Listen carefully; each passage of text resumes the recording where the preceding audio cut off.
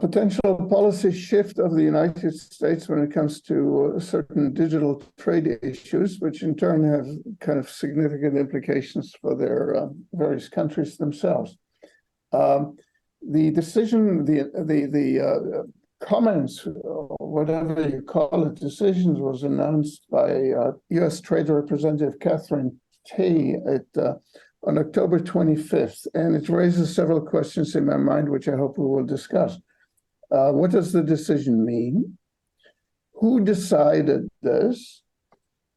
Third question, should such decisions of such impact about national and international digital policy be made on the trade representative level or at other levels? And fourthly, why, given the importance of this issue or potential importance of this issue, why has there not been more of a coverage in press and media outside of some relatively specialized type sources? I was looking around. I found 2 Reuters stories and I found a few specialized reportings, but not very much else in the leading press publications. And so those are some questions that I hope the speakers will be able to shed light on. And now I pass this on to Bill Drake, who is the organizer and moderator and introducer of all this. Take it away, Bill. Thanks, Ellie, and hello, everybody.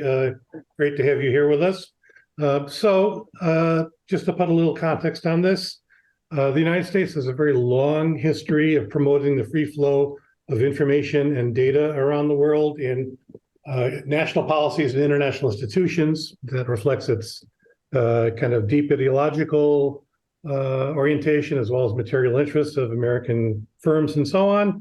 This has been the approach followed with mass media issues for well over a century, where the U.S. has worked in international forums, including more recently United Nations forums and specialized bodies like the International Telecommunication Union, UNESCO, to promote open flows.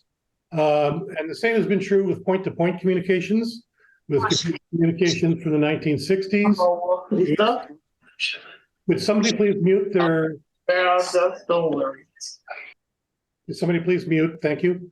The same has been true with point-to-point communications, with the merger of computers and telecom, the rise of data flows. We had big negotiations that went on from the 70s into the 1980s about transnational data flows, and the U.S. and its allies promoted an open flow approach there successfully.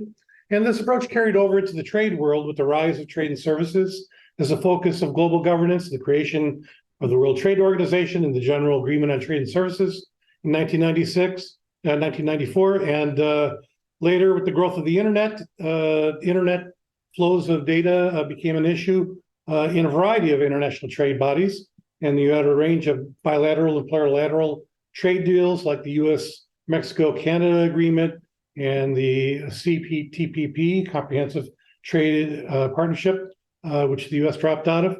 And there have been various normative frameworks adopted as well in the Group of 7, the Group of 20, and so on. So this has been a big issue. The U.S. has been pushing for a long time. And since 2017, the principal venue for multilateral negotiations on these issues has been the Joint Statement Initiative on Electronic Commerce in the World Trade Organization. The so-called JSI has been co-facilitated by Australia, Japan, and Singapore.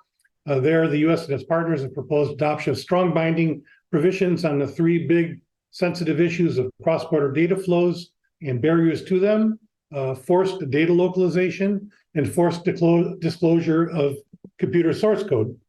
And believing themselves to be working alongside a trusted partner, U.S. allies have expended a lot of political capital and effort trying to advance that agenda. The negotiations on these issues have been very difficult. There have been tensions between the U.S. and Europe over privacy and how that would impact the kinds of arrangements you could adopt with China and other more autocratic countries that favor strong digital protectionism in line with their policies of cyber sovereignty. And with the Group of 77 or the Global South, especially India, South Africa, and so on, who have often used the rhetoric of digital colonialism and so on to push back and say there should be no strong trade agreement on these kinds of points.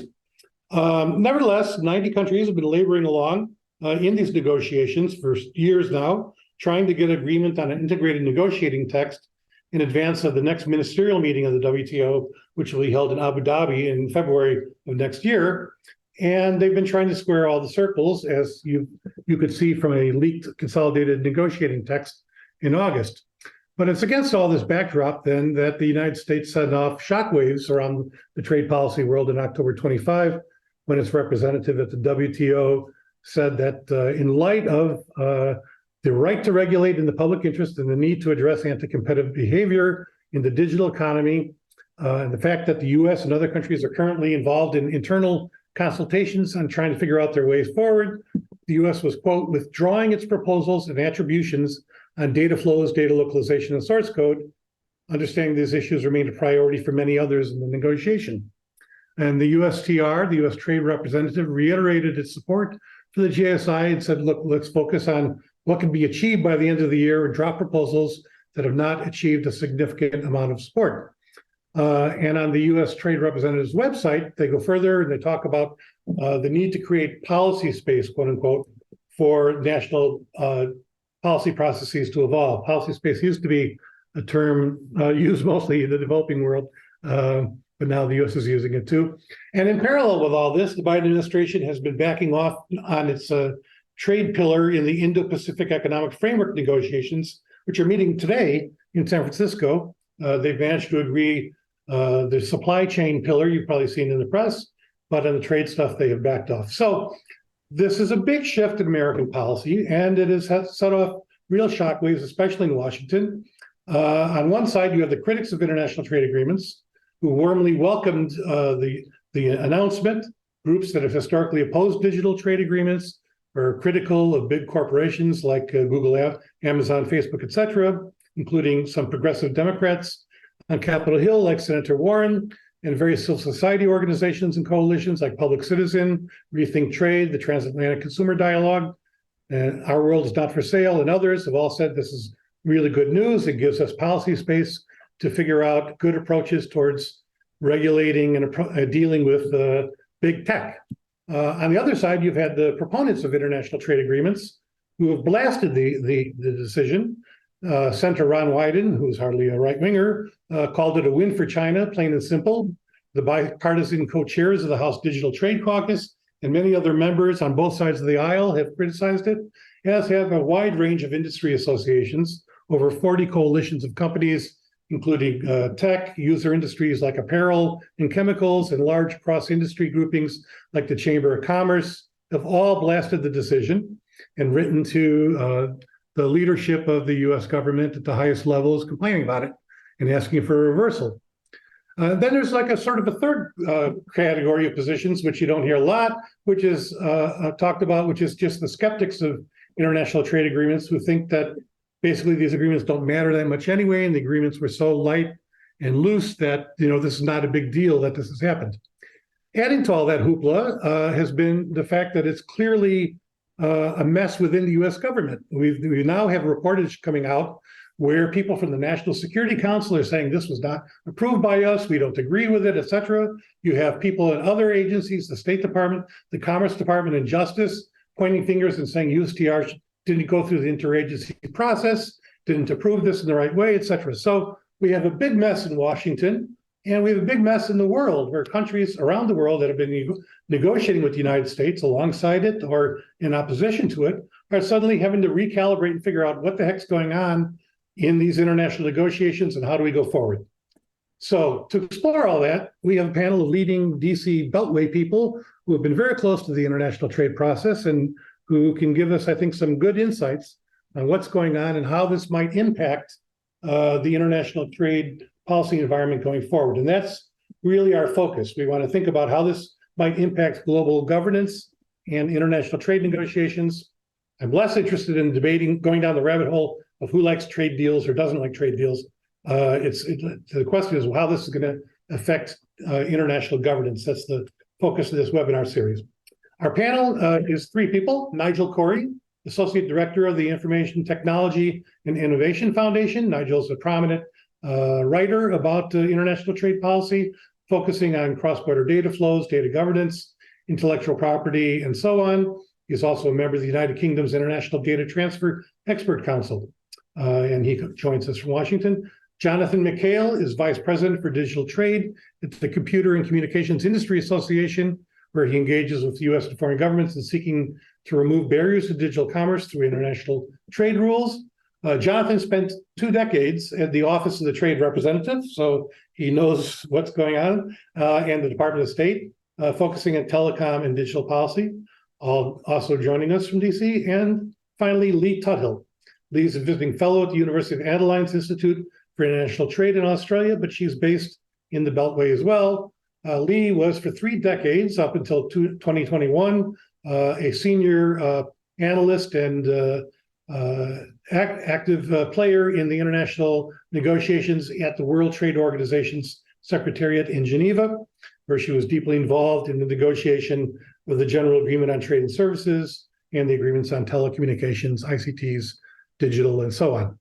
So and a Columbia graduate. And a Columbia graduate. So there you go. So that shows the importance of it all. So mechanics will be the same as they always are in this session, in this seminar series. We'll do 4 or 5 rounds of tour de table on some questions that I'll be posing to the group. And then around the top of the hour, we go to open discussion. We have a lot of people I see on the side here who joined us who have views on these issues. So I'm hoping we can have a good, vibrant discussion for a half hour around all of this. So that's the plan. So let's start by setting a baseline against which to measure change, just to get everybody on the same page. Can I ask the panelists, what was the state of play in global digital trade governance negotiations prior to the U.S.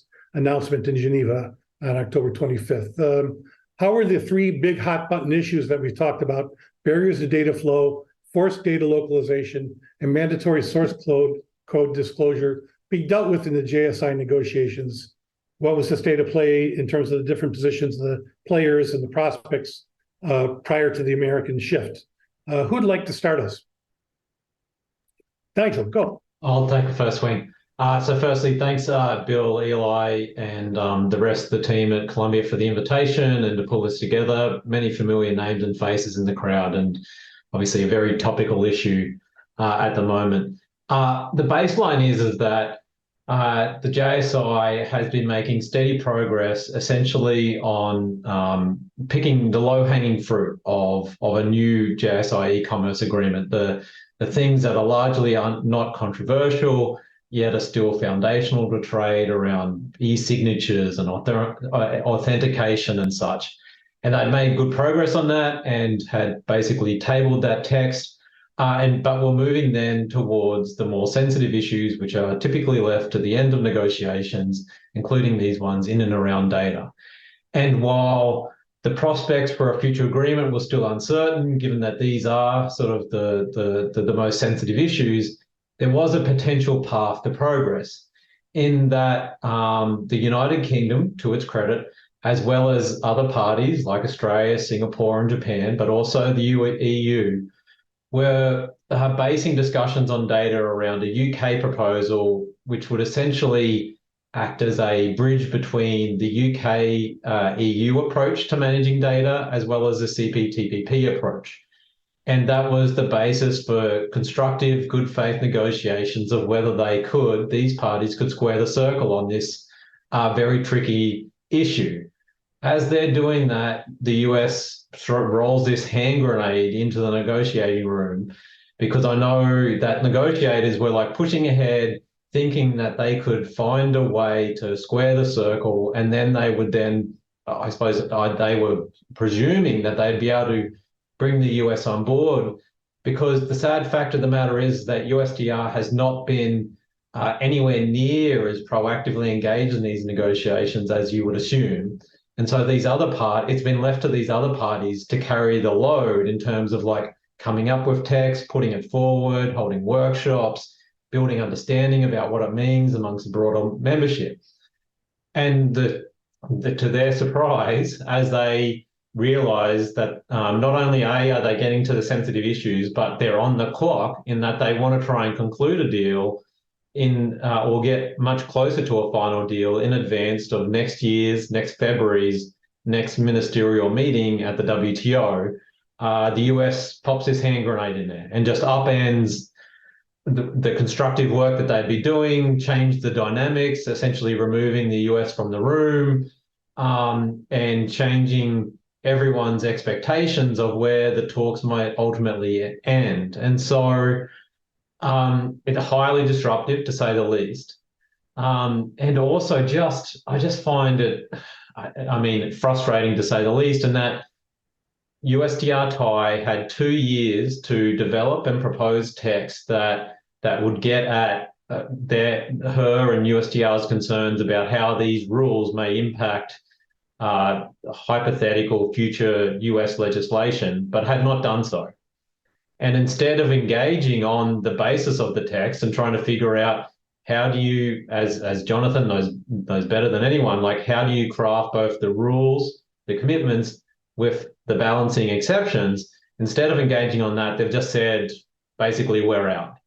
But also, to make it even more confusing, is that while they've declared they're out, they're still at the table. They're just not engaging actively on these issues. And so, as you can imagine, for other negotiators, that's highly frustrating and confusing, and just adds further sort of, sand into the gears of their efforts, their valiant efforts to try and get a deal over the line. So again, in summary, like, we were far from certain to get a deal at the JSIN data, but there was a potential path forward. There was a proposal on the table that parties were looking to try and bash into shape in a way that would be acceptable for key parties. And the US has just made what was already a challenging task exceptionally more difficult and confusing. But anyway, hopefully that's a fair summary of play. Jonathan, feel free to add anything I might have missed. Thanks, Nigel. Jonathan, you want to go? Go ahead.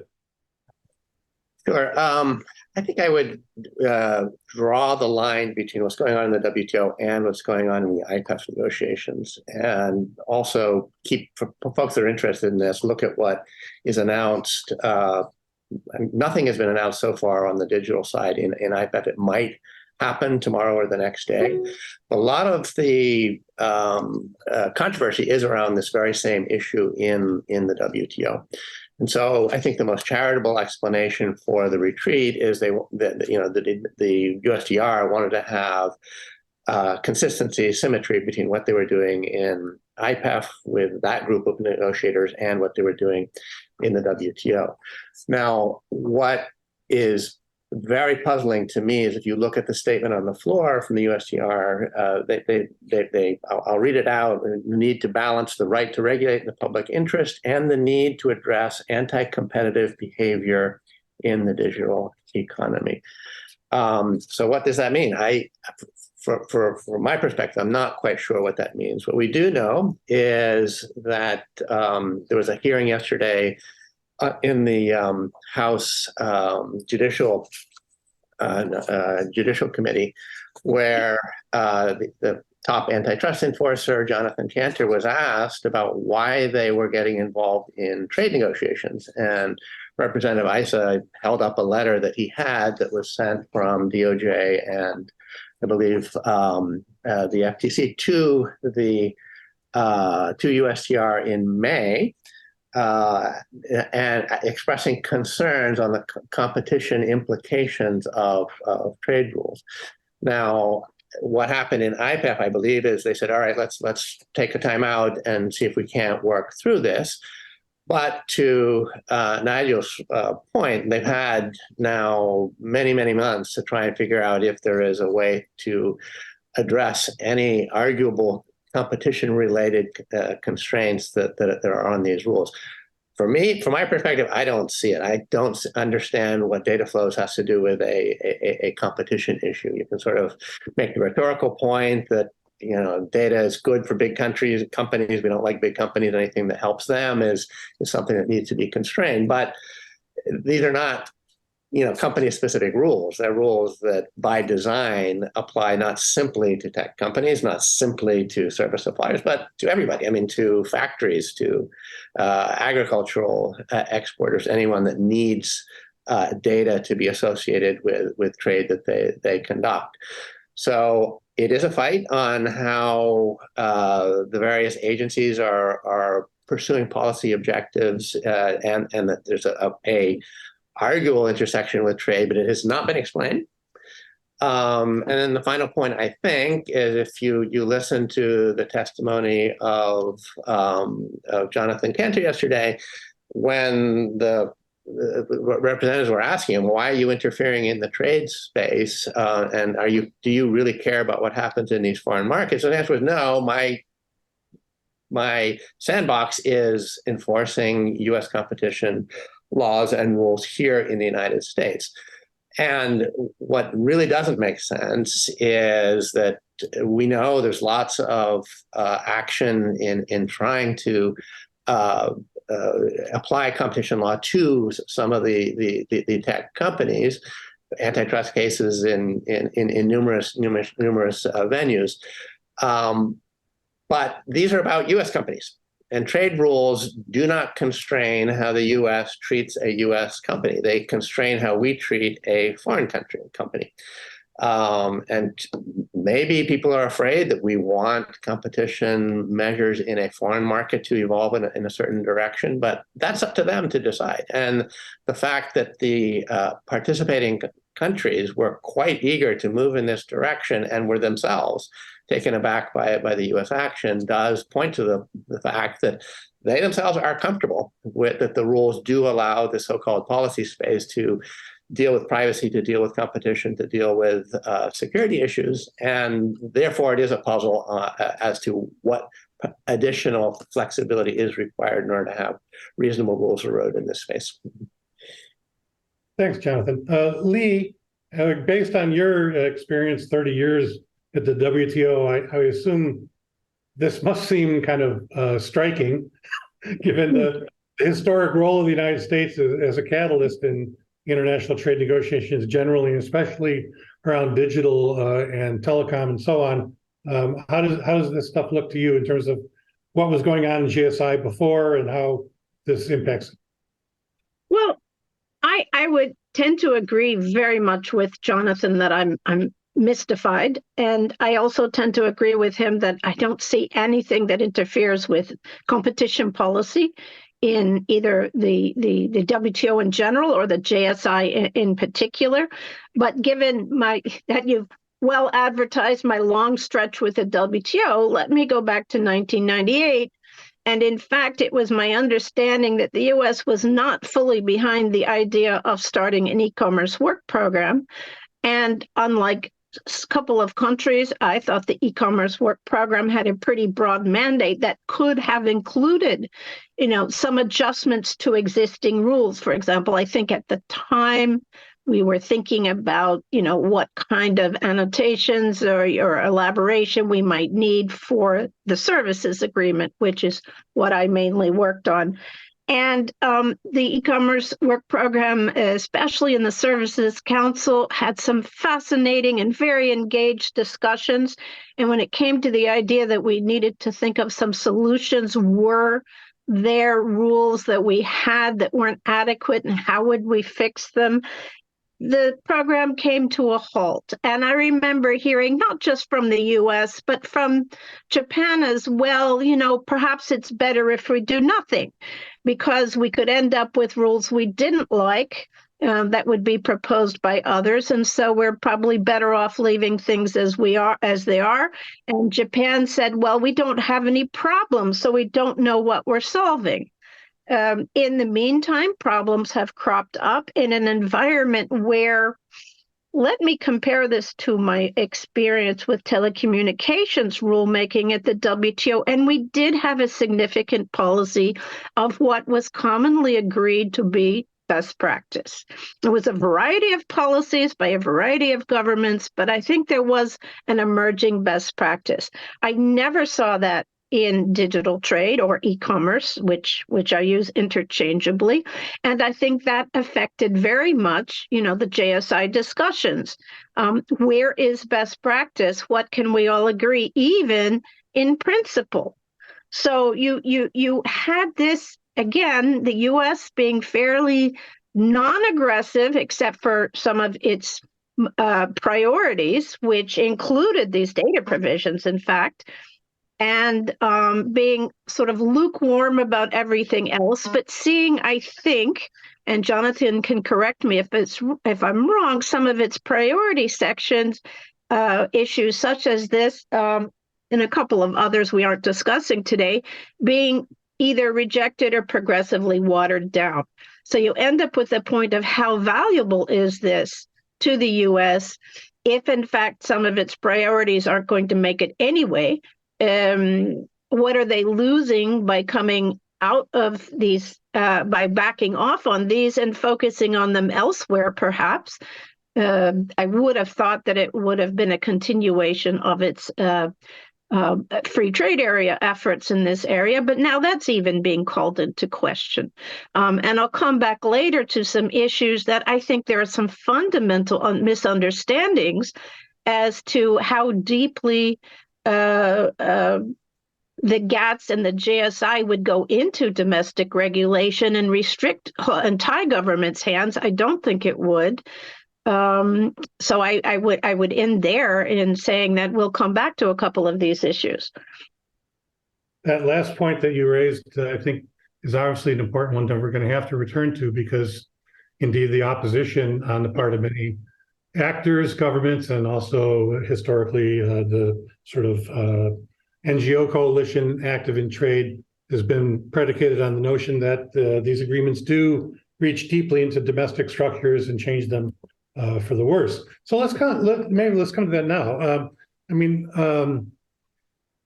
When we think about what happened, first of all, I'm curious if you guys just have a thought about what the hell happened in the first place, because it's just puzzling to me, coming from outside, not being in DC, how this happened when you have such a long embedded history of American policy that's being reversed here, and done so in a very seemingly abrupt way. Is this because of a domestic political shift within the Democratic Party in advance of the elections? Is this, as some people, my friend Milton Mueller, who's online with us, speculated that it had to do with sort of surging techno-nationalism and the desire to emulate the Chinese model of digital protectionism? Is it just because the USTR wanted symmetry with its approach to the Indo-Pacific economic framework negotiations and didn't want to get out ahead? What do we think happened here? And then I want to ask you a little bit further about policy space, the notion of policy space. And we'll take questions starting at the top of the hour. Could panelists come to those points? Nigel, we'll just go in order again. Yeah, no, I think there's a pretty clear through line that USTR TIE's approach to these issues and making this decision was clearly related to progressive politicians like Senator Warren and others. Obviously, amongst those, certain officials in the administration, like Jonathan mentioned with Jonathan Cantor from DOJ, about using digital trade as a tool to attack quote unquote big tech. And that was the overriding objective here. And the fact that it was not run through the usual interagency process is indicative of that. They essentially wanted to do an end run around that. I think to the point of that this was not part of a broader strategic reaction to either Chinese digital policy or related to a strategic US approach to sort of data sovereignty. I think it was domestically driven, and it was explicitly attached to what other parts of the administration, but also what progressive politicians on the Hill have tried and failed to do legislatively. And so they're attacking digital trade in this way as a proxy, as a part of this broader ideologically driven battle in and around competition policy antitrust and big US tech firms. So, because I think what you've since seen and what Bill, you mentioned in your very apt summary of the situation is that, I mean, in some regards, many the Chinese officials in Geneva found out about this position before many parts of the Biden administration and many members of the Hill. This was not some well-coordinated, linked-up, coherent position. At the same time that USTR made this decision, US commerce officials were in San Diego as a part of their latest global cross-border rules framework workshop, talking about how to build trusted data flows, and many other officials in state and parts of the NSC and elsewhere who work specifically on Chinese digital policies were likewise caught off guard. And so again, this all just points towards USTR-TIE prioritizing the view of progressive politicians and policymakers in trying to basically use or undermine digital trade rules and negotiations as a proxy for their preferred but not legislative approach to competition and antitrust policy. Thanks. So, but that it's the linkage between the general approach towards GAFAM and or big tech, whatever, and trade is still, to me, somewhat puzzling in some of these cases. But we'll get further into that. Jonathan, your thoughts? I mean, you were at USTR for 20 years, right? How the heck do you get USTR turning around and doing something like this? I mean, I've never seen anything like it, especially without interagency coordination. That's just, it blows my mind. So do you have a thought about what's happening here? Yeah, I mean, I basically agree with what Nigel was saying. It is a domestic debate. It's more almost an ideological debate on are we doing rules that benefit one disfavored subsector of the economy versus doing things that arguably are more directly in line with the priorities, worker rights, et cetera. And I think the fallacy of that approach is, again, these rules are general rules. They're not targeting specifically one subsector of the economy. They're intended to be cross-cutting. If you look at the WTO description and the way they've divided the rules up, this is the so-called cross-cutting area. And so, yes, obviously, technology companies need to move data, but they are often at the service of other companies. So it's the banks that need to move the data. And yes, they use a technology company, but it's the bank and it's the factory and it's et cetera, the whole range of folks that need to do that. I think what is very odd is and you started out on this, is the long legacy of US policy in this space that's being questioned. It goes back, I would say, back to 1980 when in the OECD, the US was the champion of trying to create privacy principles. You will see it in the revision to the OECD privacy principles. I'll read an extract from it. This is, this is only 5 years old. Member countries should refrain from restricting transporter data flows between itself and another country where the other country substantially observes the guidelines that the OECD has put forward. And it ticks a couple of boxes. It ticks an interest in linking data to privacy. We recognize that privacy concerns are a legitimate government role with respect to data, but also ticks the box with respect to free expression, where U.S. policy has been advocating for ensuring that, particularly through the internet, that people can communicate and views can be expressed without undue government intervention. So, and the incoherence of what is happening, I think, is underscored by the fact that only, I think it was last year, that the White House, they published the Declaration on the Future of the Internet. One of the big premises of it is that you ought to have an open internet where data can move without restriction. So the only possible explanation is it is a narrow, a particular agency agenda that is basically hijacking broader U.S. policy interests. That's quite remarkable. and quite a shift for USTR. Lee, a thought on what's happening?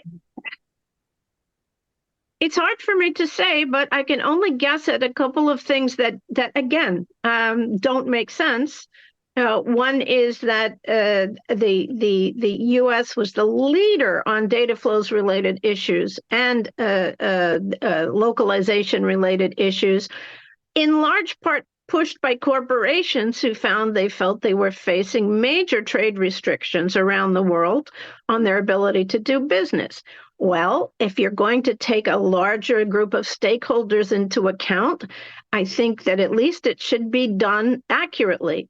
I mean, all these issues being raised is the reason just are things that the trade rules do not interfere with civil. I'm reading from one of the articles that we shared, civil rights and liberties, privacy. I mean, they never did interfere with them, and the JSI has added nothing that interferes with them. Digital safeguards. In fact, the exceptions clause was already broad enough, and the JSI has an even broader exception for legitimate policy objectives, which I've never understood because you didn't need it to begin with.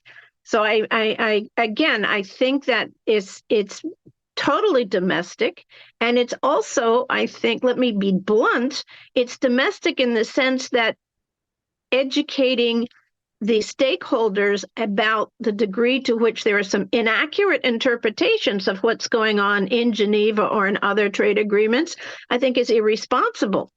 On the other hand, it would only make sense to me if this whole pullout is a negotiating ploy to move people closer to what they actually wanted, which is inconsistent with what they're saying. And finally, it's extremely unfortunate in my view, and not being in the Secretariat anymore can be a little more critical, to use the concept of policy space explicitly. I mean, that has been associated by the Americans and many other governments for a long time with statements from hardline countries like, for example, South Africa and some others, and it's seen as we want to be able to have protectionism. So that was a very unfortunate phraseology here.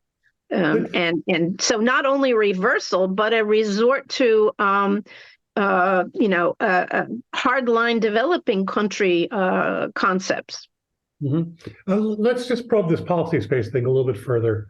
The CPTPP language and that was agreed by that negotiation, and the kind of texts that have been floated previously that we've all seen in the GSI always had these kinds of exceptions, kind of language that was drawn from the general exceptions in the GATS and so on with regard to barriers to data flow and data localization, saying that parties recognize all countries have their own regulatory approaches and they generally shouldn't adopt restrictions. However, and then there's a whole bunch of howevers, nothing prevents a party from adopting measures inconsistent with that general approach to achieve a, quote, legitimate public policy objective, provided it's not arbitrary or unjustifiable discrimination or disguised restriction on trade, and is not more restrictive than is required to achieve the objective. So there is already quite a lot of wiggle, one would think, there in that language. It provides the possibility for states to say, I'm adopting restrictions on data flow, I'm adopting data localization requirements to serve a legitimate public policy interest, and it's not discriminatory, and it's not more than is required. So given that language is there, some parties have always thought, well, these agreements are not that strong, it's not a big deal if we don't do it. So why then, what is the argument that it is unduly constraining the scope of national action to have this kind of language agreed? That's the bit I'm not understanding. Just real quickly on this point. Nigel, do you have a thought? Yeah, I think just preempting Jonathan's or repeating Jonathan's earlier point is that it's confounding because that's exactly not clear. And it's a point I've made a lot, is that Australia, Singapore, New Zealand, Japan, and others that have enacted similarly ambitious constructed digital trade rules none of them, it has not stopped any of them from enacting cybersecurity, privacy, competition, digital content, and other laws, as long as they're simply non-discriminatory, they're not disguised protectionism. Like, this is not, to your point and Lee's point, like, I think it's especially confusing and frustrating because these constructs of rules and exceptions are not new and are generally used well, including specifically in the context of these new digital trade rules and provisions. And so to Jonathan's point, like, it's just really unclear exactly how the current construct inhibits the type of laws and regulations they want. Because, like, I mean, it certainly doesn't inhibit current US law. What I suspect is that the space they want is for a hypothetical future legislation, but that's not how this is done. And so it's confounding as well. To Lee's point and Jonathan's point, like, other countries have obviously been able to do what they feel they want to do on these other digital related issues, and digital trade provisions that they were pushing for at the JSI have not stopped them from doing that. Yeah, it's fundamentally about non-discrimination. So that's the part of it. Jonathan, do you have anything just quickly on this point? I mean, the scope of the exception seems to me permissive enough to encompass. I am biased. I'm sure there's people in the audience who don't agree with this, but I do certainly think the quote-unquote policy space granted by the exception is sufficient. This was the last issue in this provision to be resolved in the TPP context. So it did take a good 4 years for governments to come around to get comfortable with the notion that if you were going to put a restriction in, that you had to justify it and you had to show that it was necessary. And actually, let me rephrase that. The burden's really on somebody who wants to move the data and can't, to show that there is an alternative way of addressing the concern that meets the government's goal. So the premise is the goal is legitimate. The question is how you get there. And let me give you a practical example that shows how these rules could be actually put into play in a helpful manner. When I was dealing with China issues many years ago, a software company came in and complained. They said their website was being blocked in China. It was a software collaboration site, and their customers needed access. It was like a GitHub type service. Their customers needed access to the website in order to use the service that they were offering, and they were being blocked. And so a good civil servant went into the Chinese and said, is there any reason why you need to block a software sharing website? It turned out no, that obviously the Chinese had made a mistake. They had overblocked. They were probably trying to get some Uyghur website that happened to be using the same domain name, and they actually ended up not admitting that they were wrong, but undoing it. And that's exactly the way in which one would use these rules. If you have a legitimate issue that you're trying to address, and a restriction is the only way you can do that, that isn't within your right, but someone has a right to say, look, there's another way of doing it. And by the way, you don't have to knock off my particular website to deal with something else that you're trying to do. Let me just add to that, if I may, Bill.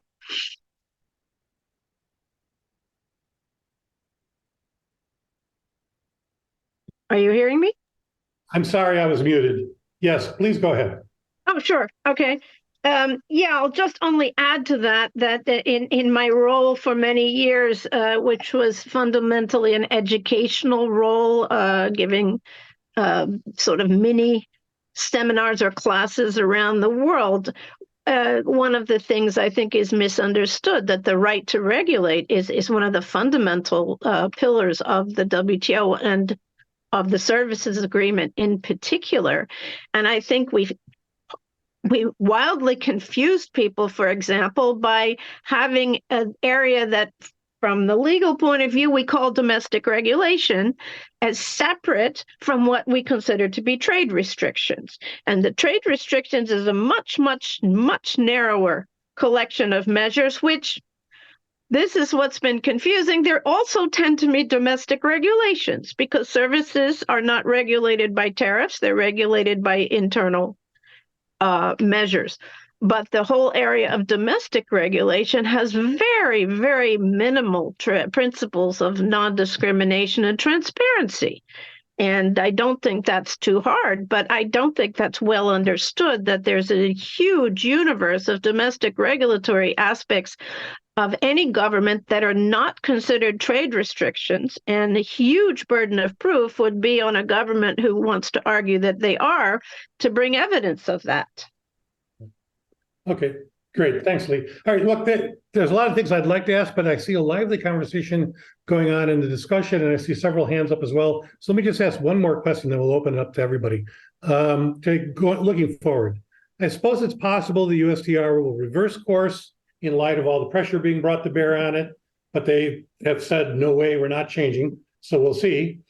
But if instead the USTR stays its course, how do we think this might affect the negotiations in the JSI and beyond? I mean, do we anticipate then that the JSI would simply settle for agreeing on the most low-hanging fruit, like paperless trading and e-contracting and so on, declare victory, try to lock in gains, and follow a staging approach where maybe you could begin discussions for progressive liberalization of the other tougher issues later?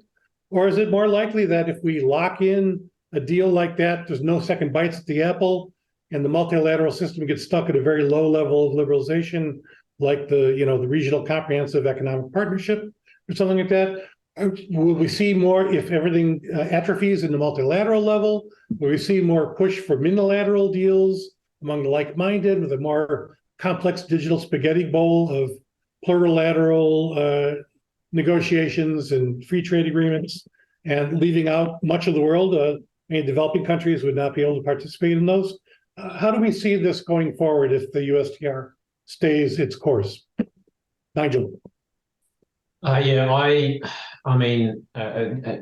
suspect that they will try and do an early harvest and not lose the progress they've made on basic issues, because while basic, it's still important to try and set a common floor on many sort of foundational elements that support e-commerce and digital trade.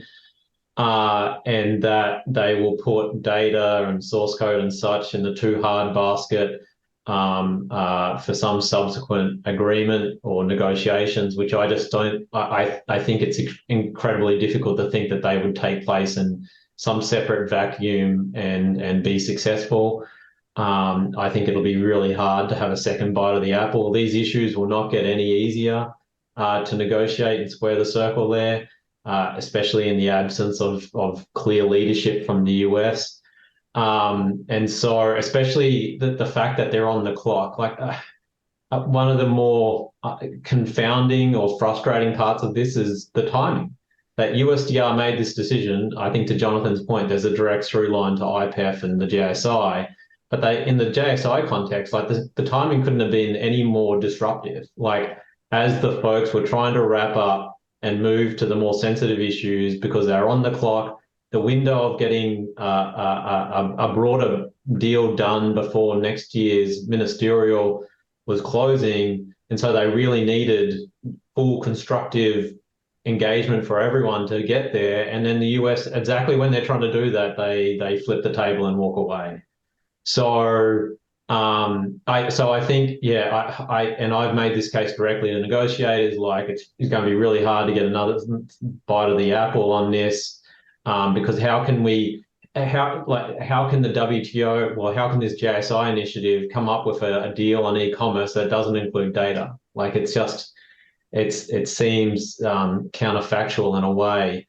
So it gets extraordinarily difficult. And so what we will see is the trend we've already seen in terms of emerging plurilateral agreements, whereby those countries that recognize the importance of this will continue to push ahead in creating initiatives that they hope will attract broader support that they can then build on much like the P4 initiative eventually turned in the TPP, which turned into the CPTPP, in building out a vehicle that includes both strong binding digital rules, but also mechanisms for cooperation on digital issues.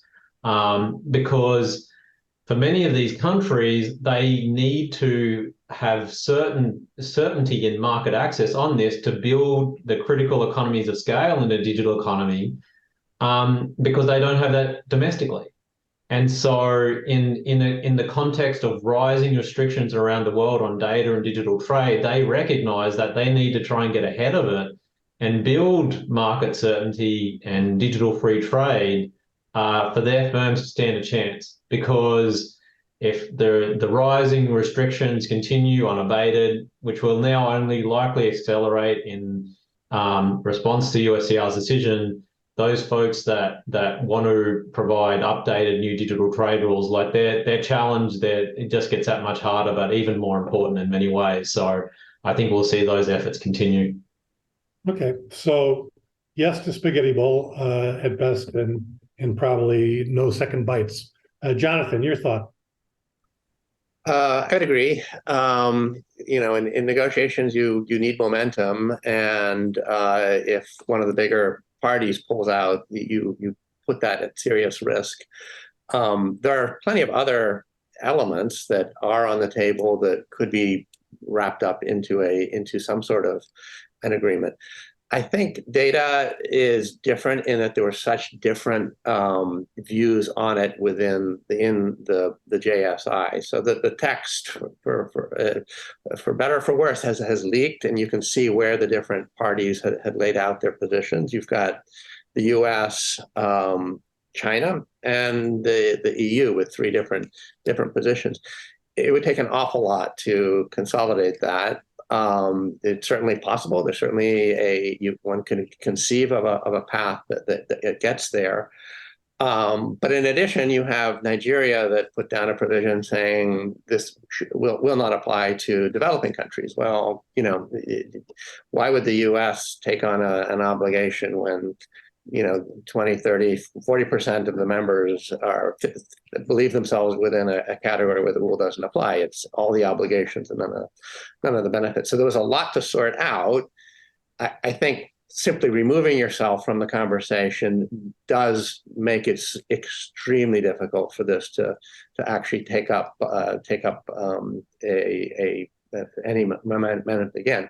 I mean, the way it should have happened was they would have listened to DOJ or who the advocate was for, changing the text, come up with a proposal, and that would be what one would have tabled within the WTO, not simply pulling yourself out completely and leaving what is now just a complete vacuum, with many of our allies on the other side. I mean, you've got Canada, Australia, Japan on the other side that have supported this, that now don't have the U.S. The U.S. does not have their back. Yeah, if I was a U.S. ally, a negotiating partner, I think I'd be a little annoyed to be for years drawn. Let's go up, march up the hill, and then the Americans go, "Whoops, sorry, we're not going. You guys go ahead." So, okay, Lee. Yeah, I might only add, Bill, that were the USTR to want to reverse this reversal, I think given the arguments they've made for doing it, it would be exceedingly hard to go back on what they've said, given that they have seemingly agreed that they don't have policy space to do a variety of things. So they put themselves in a box. On the other hand, if they stick with this policy, what are you left with in the JSI text?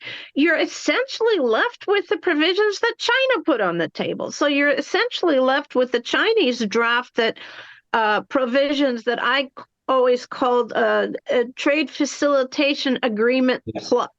A few things that perhaps some governments had hoped to get in the trade facilitation agreement but didn't get them.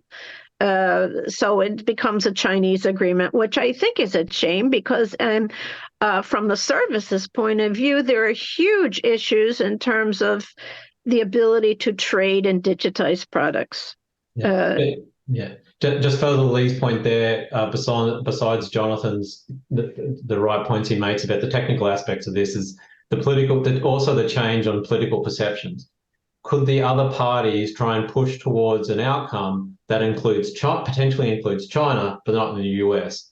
And I can tell you for a fact that for negotiators, that's essentially a non-starter. So besides the technical barriers they had to jump now on their own without the US, there's the issue of political perception in that can they sell a deal that potentially includes China but not the United States? And that's just, you put the technical and the political together here, and the prospects for actually pushing ahead absent the US just gets that much harder. Thanks, Nigel. I think that's an important clarification. Okay, well, so we have a half hour for open conversation, and I see some hands up already. And as I said, I see lively discussion in the chat, which hopefully some of that will port over to raised hands here. Otherwise, I can try to read some questions. But let's start with folks who've had their hands up for a while. So I see Sherry Stevenson's had her hand up for a while. Sherry, are you with us? Hi. Indeed, I am. Indeed, I am. Thank you so much, Bill. And Could people please say who they are? oh, thank you. I'm Sherry Stevenson. I'm with the PECC, Pacific Economic Cooperation Council, and have been supporting the work of APEC for many years, including most recently on a major project on logistics services. And from this perspective, I don't know, I think that the panelists have been excellent and all the comments are really, really perceptive, but maybe I'd add one more probability or possibility into the fire for the reason for this reversal, which seems so incomprehensible. And I'm wondering if this was a big geopolitical gamble on the part of the Biden administration, and that as we know, ITIF and APEC, they tried to finalize at the same time, but the ITIF deadline came before the WTO ministerial, and it coincided with this APEC week. And for the US administration, ITIF has really been a top priority for these past 2 years, a huge priority, perhaps more than people realize in the Asia Pacific. Working in the Asia Pacific, it is really very obvious. And that priority has even eclipsed in some ways a lot of their ambitions in APEC. And it's under consideration that this IPEF initiative for the administration was so important that they were willing to compromise on these three major issues in order to try to get the trade pillar over the line, and successfully agreed in order to announce it this week at the APEC summit. And that they thought this might be the way to do so and get everybody on board. In the end, that gamble failed. It didn't work. But I think that could be one of the explanations of why this was done so quickly without any interagency collaboration or consultation, without any public comment, without any of the normal regulatory process that the US always goes through and adheres to in trade agreements, and that actually goes against its legal requirements in other trade agreements, which no one has mentioned so far. But I just want to put on the table that the US actually has very strong disciplines binding in the USMCA and in its US-Japan digital trade agreement, so now it could be in a situation where it has to enforce more liberalized requirements, digital rules on digital trade with these trading partners than it would have in the context with other trading partners in the world. And that seems a little incomprehensible and totally fragmented approach to this area. That's one of the consequences. I won't go into the others, but I have noted down several. Okay, just wanted to put that on the table. I did note the possible links to the IPEF negotiations, but yes, absolutely, that's a thing we should pursue. Let's take two questions at a time because we got multiple people, and then go back to the group. So next one, I see Milton Mueller in line. Milton?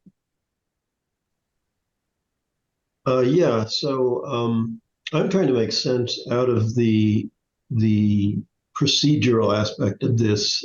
So let me just see if I got this right. I heard Jonathan say that there was some kind of a caveat sent by the Department of Justice to the USTR in May. And it seems like he was sort of identifying that as one of the triggers of this shift. And if I'm wrong about that, let me know. But again, it looks like also there was a deliberate attempt to bypass the interagency coordination process. And it seems to me that one possible explanation of this is simply that the US government, the Biden administration, in particular the USTR, pushed by the anti-platform political forces in the US, are essentially saying we don't want to pursue a trade policy that would benefit the platforms. And that's fundamentally the reason for that. And that faction within the US government succeeded in kind of hijacking the trade negotiation process. So I'd like to know if that interpretation is correct. And also, I do think that we've been having this discussion in the chat. It would be interesting to know whether this push to regulate, and I use that in scare quotes, AI, is somehow feeding into this decision. Because even though I think so much of the regulatory approach to AI is really wrong-headed, it might be possible that is perceived as something that would have motivated them to call off the trade agreements. Okay, so basically an anti-GAFAM kind of explanation. All right, so let's go back to the panel. So we have Sherry raising the link to the ITIF negotiations going on right now, and Milton on the GAFAM stuff. Thoughts? Nigel? Yeah, no, hi, Sherry. I think in the April-May period, with a series of letters sent especially by Senator Warren et al., sort of catalyzed the response. And that progressive pressure essentially froze talks. As soon as they came under political pressure, the US told the text that was on the table was frozen and that they weren't tabling the remaining few bits of text that they hadn't done. And from there, we quickly slid downhill from there, and they never sort of got back to doing it. So I don't think it was, I mean, prior to that, they were trying to figure out whether they could try and square the circle, given that USTR TIE had not put forward any other prior text on what it wanted to do on these issues. But I think it quickly became apparent to other trade partners that their commitment to this was pretty thin and quickly dissipated under progressive political pressure. And then that obviously catalyzed a similar reaction at the WTO. To Milton's point, given, and I'm sure, Milton, you understand the broader ramifications of this as well as anyone, it points towards the lack of a comprehensive usual interagency process. They essentially did a notification and then ran. And the fact that the National Security Council spokesman was ready for a question about it is indicative of that. If you talk to people at State and Commerce, they can say that they had many of these folks have long worked on these issues and recognize the implications, saying that none of them had any idea that this was coming down the pipeline. So as much as folks in the chat and elsewhere have pointed out potential connections to China and TikTok and other strategic issues, I think there are obviously implications there, but as a animating motivation for this, it sort of comes after the fact. We're throwing it into the wagon after the competition antitrust wagon has already started moving downhill. And so that's not to say that this decision will not impact those China-related decisions henceforth, but I think in terms of the initial setting the starting gun going, it was the domestic antitrust competition ideological battle to attack big tech. Jonathan. Nothing to add. I think that well summarizes it. Okay, Lee.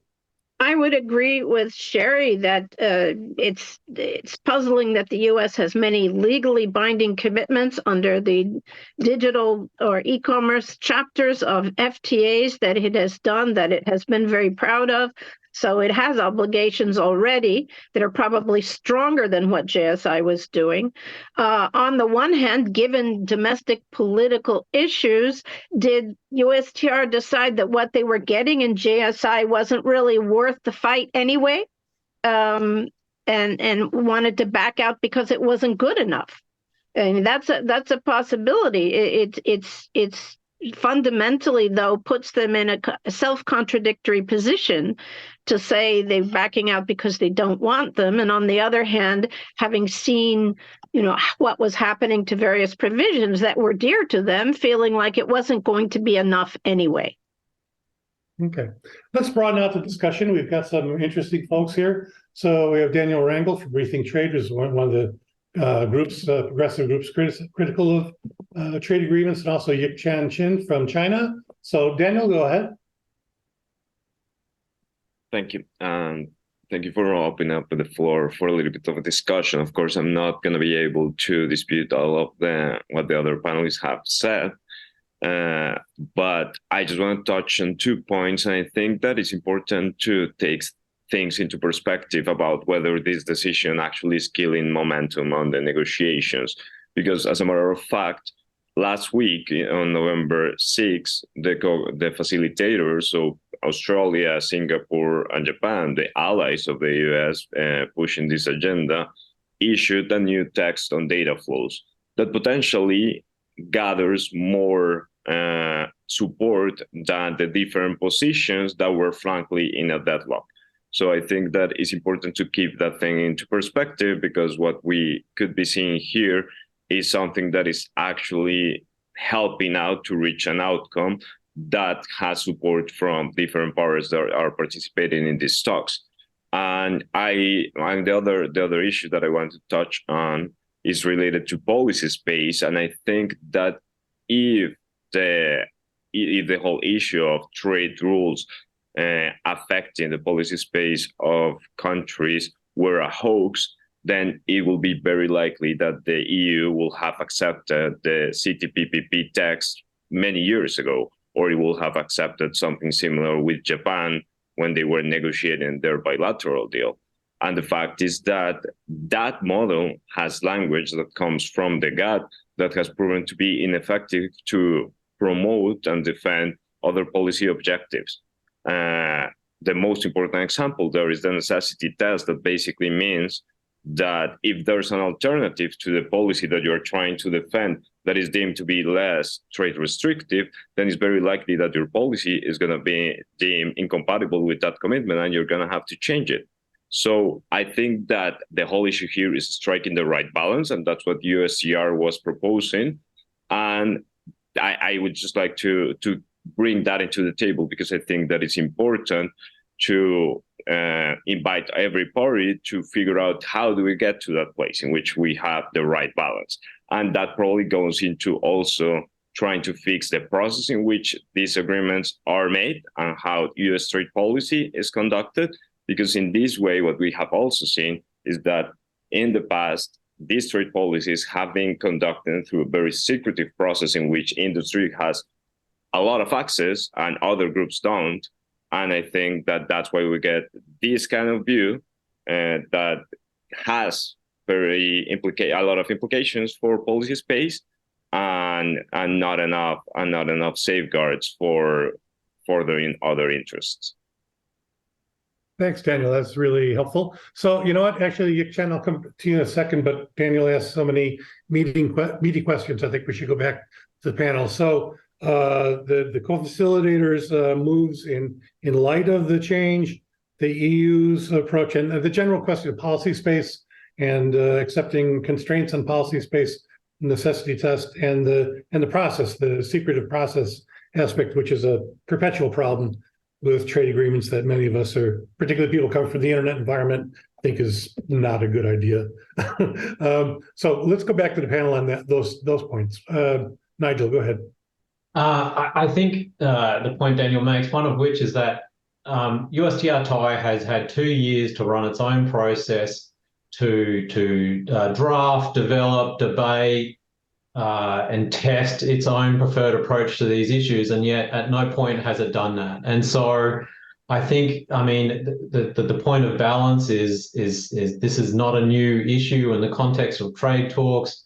USTR-TIE could have changed the paradigm about how provisions are developed and made and who gets a say in and of them, but we just haven't seen any of that. And so I think that goes to the point about how this was made not in the pursuit of developing a new approach to these issues and defining the balance between rules and exceptions, and goes more to the point that its opposition is being co-opted as a part of other objectives. I can tell for a fact that the negotiators in Geneva were scrambling, continue to scramble to try and figure out what they can try and salvage given what the US has done on this. And so there's adjustment underway, but it's, I mean, to Bill's earlier point, like, they're too polite to ever say it, but like many of its closest trading partners, whether in the IPEF context or the JFI, are pissed.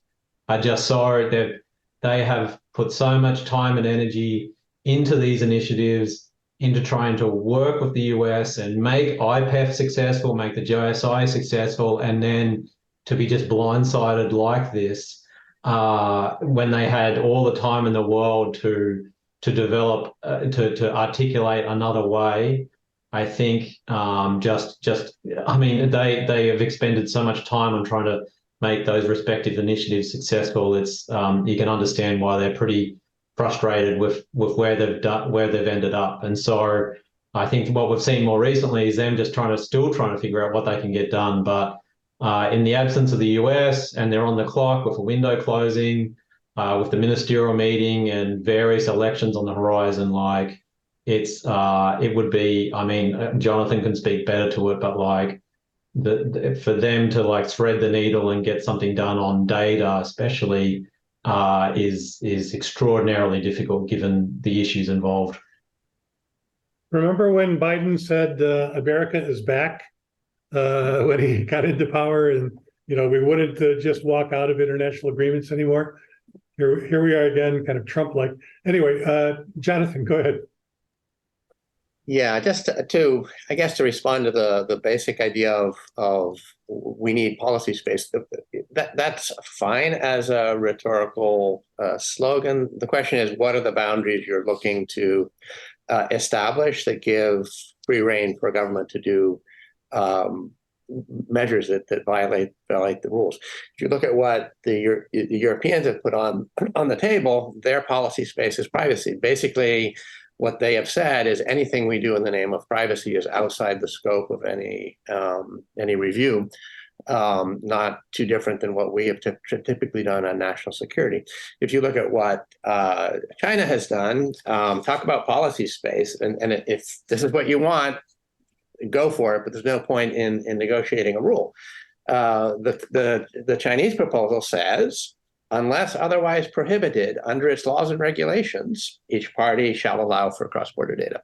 Well, pure discretion on their point. What's the point of having a rule when you're granting just unbounded discretion to a trade party to violate the rule? There's no point. And so this jurisprudence of allowing for a rule, but allowing a government to challenge a violation of the rule is well established. We've had these for 20 years.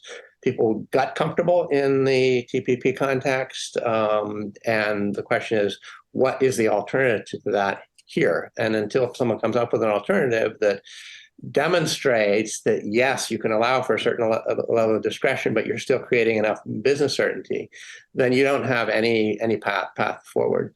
And again, what you don't want, and where there's a tipping point where things become affirmatively unhelpful is granting so much discretion through a trade rule to a foreign party that you've basically legitimized their forms of discrimination. They're off the hook, and everybody has agreed, that's fine, you can do that, and we're not going to be able to challenge it. So one view, and I often personally take this view, is you're better off with no rule than a rule that grants so much discretion that you're essentially legitimizing the very thing the rule is supposed to constrain. And since the U.S. has gutted the dispute resolution system in the WTO, you're not going to have any kind of, you wouldn't have a mechanism to be able to examine cases. If somebody wanted to bring a dispute and say, your claims for policy space are beyond what is necessary to achieve the objective, et cetera, what do you do? So, sorry, Lee. Yeah, let me tie the most recent question in with a couple of others. We had the question about is the AI executive order got something to do with it? Well, I tend to agree with a commentary I read that said this AI executive order is too little too late. I might also perhaps even characterize the GSI text as it's emerging as too little too late. And moving that in with because the data flows provision, as I last saw it, still had basically an exception that was deliberately devoid of the necessity test. Now, how that would sit with pre-existing commitments in the services agreement that did have a necessity test, I don't know. But eliminating the necessity test, I think, is dangerous, because one of the points I would emphasize on what I think Dan said is that the necessity test, yes, is there an alternative that achieves the same goal? Well, the goal itself is not questioned. The goal isn't to find an alternative that achieves a lower level of protection, meaning, of the policy goal than it otherwise would. Well, the important thing to remember is the necessity test never questions the objective per se of the policy. It questions how you got there, and is it a trade restrictive way that didn't need to be done. So, I think that all ties in together as some of the things I call misimpressions that lead to a situation where, we thought that these GSI people went off and did their own thing, primarily because they thought, we'll get like-minded countries together in a couple of years, we'll have it all nailed down. Well, it's been many years now, and it's still controversial, and things have gotten worse because in the gap there, more and more measures have been done, and people have been following a Chinese model, and many of us questions perhaps about the EU model targeting certain big companies of a certain nationality. So you're left with people following models of which there are legitimate questions about how effective they are alongside, trade objectives. Okay, great. And speaking of the Chinese model, Yikchan Chen is with us from China. You've been very patient. Thanks for that. Would you like to weigh in and give us your view? Yeah, can you hear me? Yeah, could you turn on your if you want to, turn on your camera? Oh, yeah, just a moment. Hi there. Yeah, hi.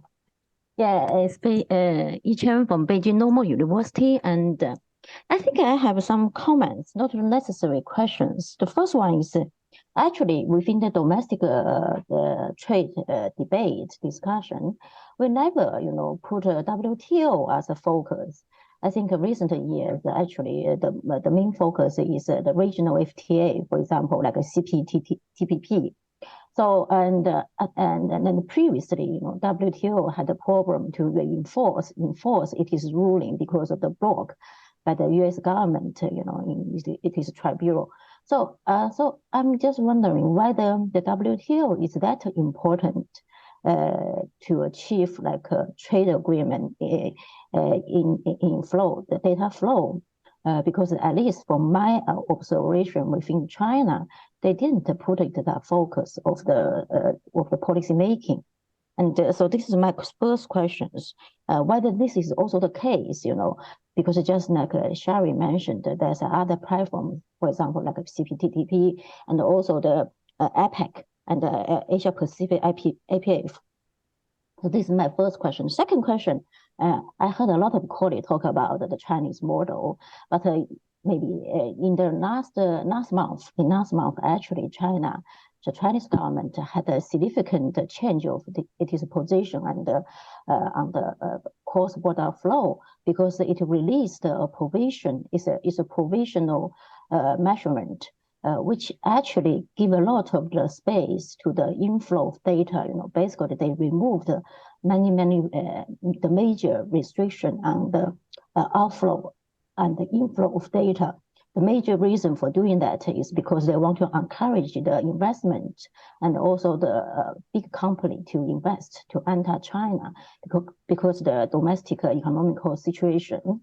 So for me, it's that we can see the U-turn in the Chinese side, and the U-turn at the American side, because China has become more liberal in terms of the trade agreement and the data flow, and where the American is become, kind of the more restrictive in terms of, because they want to do the competition restriction of the domestic IT company. So am I seeing a convergence between these two countries? There's a middle ground, and China is moving from the left to the middle, where the American moving from the right to the middle.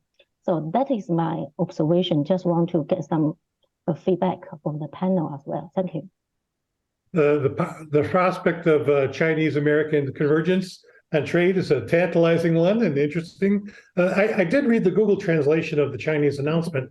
I was really kind of unclear, though, exactly how much change there was in terms of what categories of data would now be allowed or would have to get approval, etc. Do you have clarity on that? Exactly how?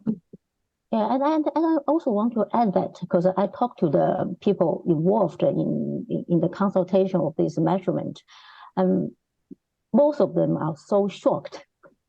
Even people doing this, was consulted to making this measurement, was really shocked, because they saw the previous version of this measurement and that is more conservative.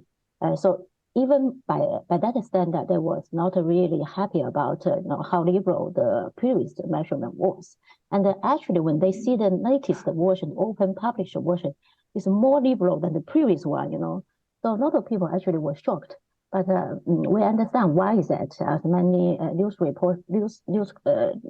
region agents already commented on that, mainly because of the want to boost the foreign investment, and also because the economical concern, and the other things because they are negotiating the CPTPP as well. Yeah. Right. No change on the data localization and stuff, but on the data flow stuff, it seems there's some liberalization. All right, thank you, Nigel. Yi-Chan, it's good to see you. Thanks for your question. It was ironic that the week the US withdraws from talking on data and digital trade in Geneva and then in ITIF, China actually takes measures to potentially liberalize its own approach. And as I've long characterized it, in the United States and many countries around the world, data flows are the norms and restrictions are the rare exceptions. China is the inverse to that, but that recent policy changes and economic conditions have made them realize that they need to take a better approach in trying to make their data export review requirements a little easier.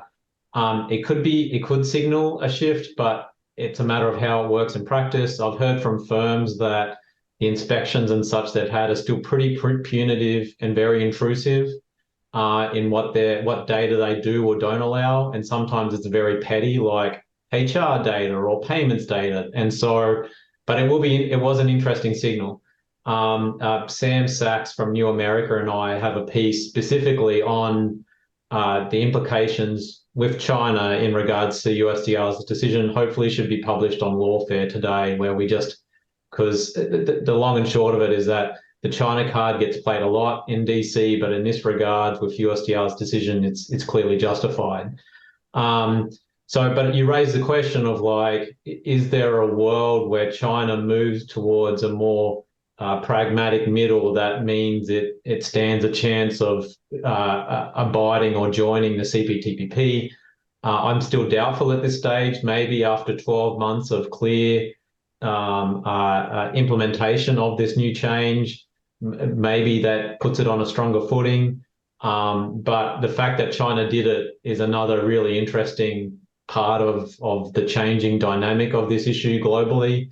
As China recognizes that for its own domestic economic performance, for its foreign investment, for its own Chinese global firms, that it needs to strike a better balance in this. But it also gets to a point that Lee and Jonathan and you made is like, why we need safeguard language in and around exceptions is because broad self-judging exceptions, whether for privacy in Europe or national security in China, means that the rules will be made essentially worthless. And what we've seen thus far, and maybe we're seeing some moderation of this, although I'm skeptical, is that in China, they equate national security with cybersecurity, with regime security. And if that's the case, then it's very hard to provide clear, consistent rules and market access in and around data and digital services. And so hopefully, maybe we'll see China moderate its approach and provide clearer access, but we'll just have to wait and see. But the point you make is a funny one in that USTR's vision of data sovereignty moves towards Chinese cyber sovereignty, which is like just a sentence or a concept or construct that I just would never have expected. Thanks. And we're running towards the end of time, and I want to just try and get a couple of the comments from the side here, from the dialogue into the conversation before we go. But just real briefly, Jonathan and Lee, if you have anything on this point. Just that it does seem obvious that it is in China's interest, with all their very successful companies operating outside of China, that they do need to facilitate data flows, and a burdensome review mechanism for data is obviously an impediment. So it does make sense that they would over time try and calibrate it. I don't think for foreign companies it solves the problem of the broad discretion that is employed in the Chinese system for deciding how you comply with a rule or not. I mean, it's not really a rule of law country. And in the US, if you have a regulation, you can go to court, you can have it reviewed as being within the scope of the agency's discretion or not. That doesn't exist in China. And so the sense of always being potentially under the gun of an authority is a real one. And the result is simply that people self-censor, not too different than how it works in Europe with respect to privacy. It's just so much trouble that you just localize your data rather than run the risk of having some authority be able to come in and audit you or whatever. But it is, I mean, it does make sense. And to the extent that anything becomes clearer and more rules-based in China, that's all for the good. I have yet to hear somebody explain to me why data localization is a great thing for human rights activists and others aside from GAFAM. But anyway, okay, just Lee, real quick. Yeah, I'll only add and make combine it with a concluding remark. I think it's true that if you look at the Doha services negotiations, China and even India had become proactive, realizing the importance of services to their economies, and had become more of a champion of the rounds than perhaps even some of the major players, such as the U.S. And in that sense, I think if the JSI were to founder and you're left with the GATS, I think people have not examined and is dismissed how much of the GATS covers data flows as the provision of services. And it would actually get you quite a ways. If you look at the dispute settlement cases, the half a dozen or so that have been in services, most of them have been on a digitally delivered product, be it telecom or be it the downloadable music or the networked financial services. And so you have a history of the GATS being able to deal with these issues. The one exception that I'll close with is platforms. In order to make a good case for trade restrictions where they may exist, you have to pretty much have a commitment and a schedule of commitments, and nobody can tell you where platforms may exist, and they probably don't have commitments. So you're left with nothing but most favored nation treatment, targeting a particular country unfairly, as opposed to the way you treat other countries. So there's work there that should have been done at the technical level and by services people to try to figure out where these commitments are, and if the Doha round hadn't died, how to make some commitments on these kinds of things. There's no question the existing GATS rules already apply to a lot of this, but a lot of countries just insist that they don't in some measure. I mean, that the debates about like computer and business services commitments, you've got countries that say that has nothing to do with any of the stuff we're talking about, platforms, localization, et cetera. So, that's a big issue. I just wanted to close by flagging that there were a number of comments being made on the side, which people didn't raise their hand, but Hildegun asked about the relationship to the executive order on AI. Daniel raised a number of interesting points. J.J. Bryson mentioned Anu Bradford's book on digital empires, the three different models, Europe, China, America,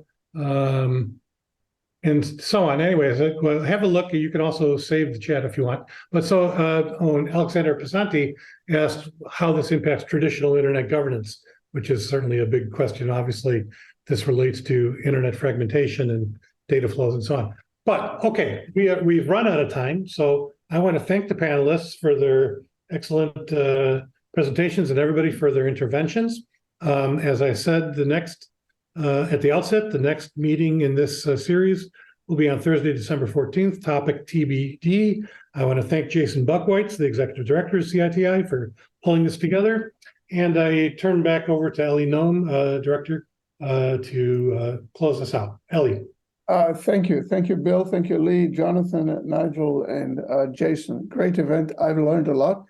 But of the questions that I raised at the beginning, there was one question that I still kind of have in my mind, and that is, we clearly have identified here that this is an issue that is a really interesting story, a trade story, a global story, an inside the Beltway story, a diplomatic story, a tech policy story, an economic policy story, everything. And yet, why isn't it a story in the Washington Post, in the Wall Street Journal, in the New York Times? It seems to be a reversal of a very traditional, very important American policy. And yet, just a second here, and yet we don't hear anything about it. We know about it, and I hope you hear me because my screen has gotten weird, but why is it not a story? And so with that final question in our minds, I'd like to say goodbye to you. Thank you very much again, in particular, Bill, for organizing it. Goodbye from New York. Thank you, everybody. Thank you. Thank you, Bill. Thanks, Thank you. Bill.